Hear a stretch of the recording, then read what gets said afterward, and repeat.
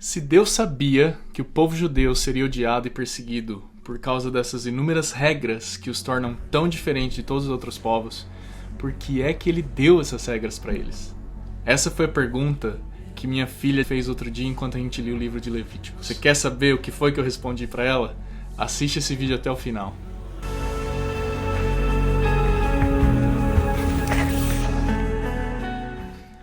A gente tem vários exemplos assim na Bíblia de pessoas que fizeram perguntas extremamente difíceis para Deus.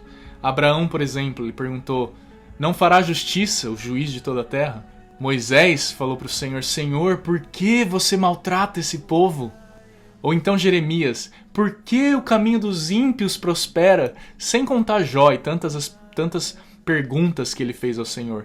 E o próprio Deus encoraja o seu povo a fazer perguntas. No livro de Êxodo, logo depois da saída do Egito, quando o Senhor está dando toda a lei e os rituais, o Senhor incentiva o povo, dizendo que os seus filhos fariam perguntas. Ele fala: quando seus filhos perguntarem o que significa esse ritual, vocês devem responder assim, assim, assim.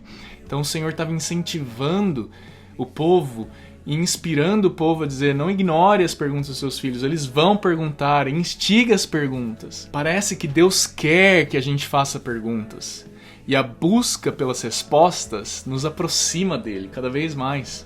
Outro dia, minha filha de 10 anos fez uma dessas perguntas que não tem uma resposta pronta ou fácil.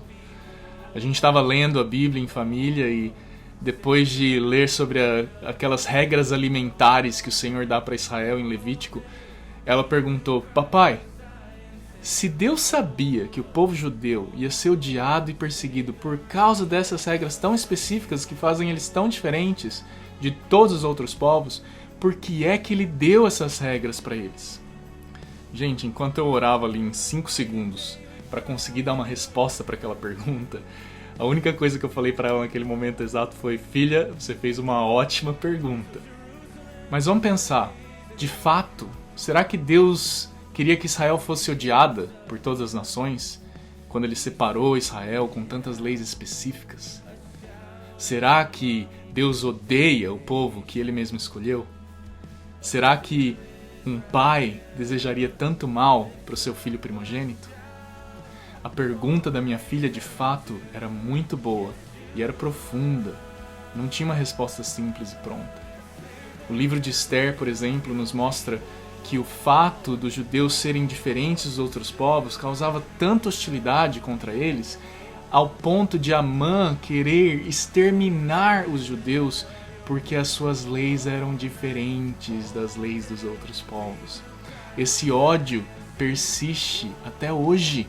As evidências estão nos jornais, nas mídias sociais, nas ruas. O dia 7 de outubro trouxe à tona todo o antissemitismo que estava dormente nas sociedades. A resposta daquela pergunta pode estar em Levítico mesmo, ou pelo menos o começo da resposta. Em Levítico 11, o Senhor fala para Israel: sede santos, porque eu sou santo. Deus escolheu Israel para ser um povo separado, dedicado a Ele, com um propósito específico. Israel faria com que o nome do Senhor fosse conhecido das nações. Eles devem ser santos, exclusivos, porque o próprio Deus é santo. E essa separação, essa santidade, gerou o ódio de outros povos contra eles. Mas o fato é que por meio de Israel, Deus acaba revelando o coração dos homens em relação a Ele mesmo. A questão fundamental aqui é que o ódio aos judeus, na verdade, revela o ódio que as nações têm contra o próprio Deus. E é fundamentalmente por causa disso que o povo de Deus, Israel, também é odiado. A Bíblia enfatiza várias vezes que Deus julgará as nações por causa de Israel, ou pela causa de Israel. Em última análise, o ódio das nações e os seus ataques contra os judeus são tomados por Deus de uma forma muito pessoal.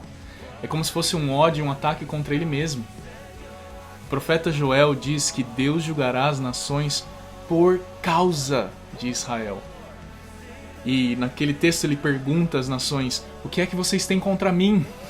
Ou seja, para ele é algo muito pessoal. O que você tem contra Israel, você tem contra mim. Em Mateus 25, Jesus mesmo nos fala nos mesmos termos.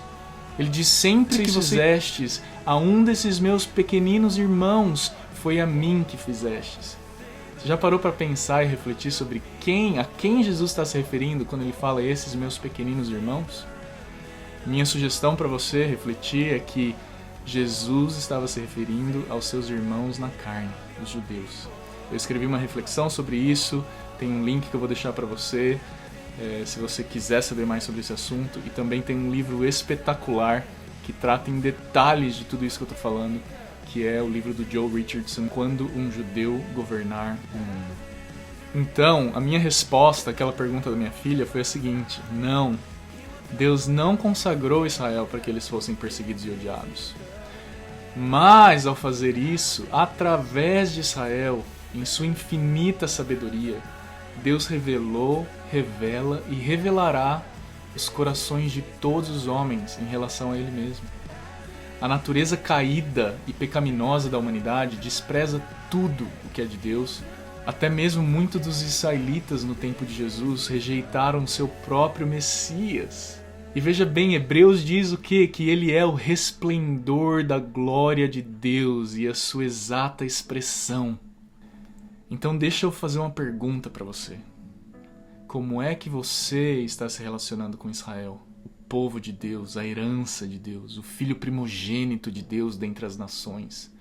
Aquele que ele chama de a menina dos meus olhos. Como é que você se relaciona com eles hoje? Você é ressentido porque eles são separados das nações? Ou você olha para Israel com amor e misericórdia? Você é arrogante em relação a eles? Ou você anda no temor do Senhor e ajusta a sua vida para permanecer na bondade de Deus, tornando-se assim uma testemunha do Messias judeu para o povo judeu, com a esperança de provocá-los ao ciúme, como a Bíblia convoca? Então veja bem, Deus não odeia o seu próprio povo. Ele os ama com amor eterno. Ele deseja abençoar todas as nações da terra através dessa nação que ele escolheu. Ele disse para Abraão: em ti todas as famílias da terra serão abençoadas. Então deixa eu te encorajar a fazer uma boa pergunta também. Não se entregue facilmente, seja para aceitar ou rejeitar toda essa ideia que eu estou compartilhando aqui. Então você tem uma pergunta sobre esse tema? Deixa aqui nos comentários.